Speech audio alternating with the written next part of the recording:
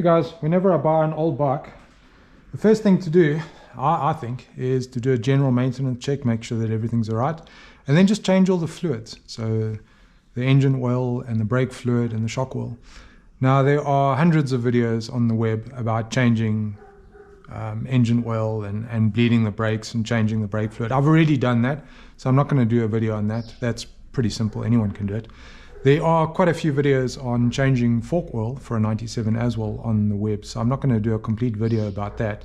But just basically what I did is, while the bike's on the ground, loosen up all the bolts, just finger tight so that you don't need to jerk around the bike while it's on the lift. Then lift up the bike. The front wheel needs to be off the ground so that the springs are fully extended.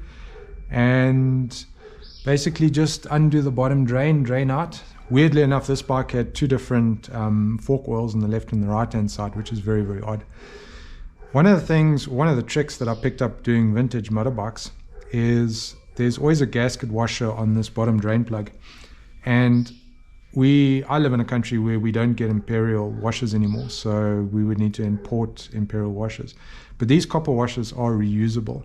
What you need to do is you need to heat it up red hot, dunk it in a little bit of water, cold water, and it makes it soft again. And then this is as good as new. Hey, my workshop assistant. Hey, little guy. Are you looking at what's going on here? Hey, you like my bike? I love my dogs.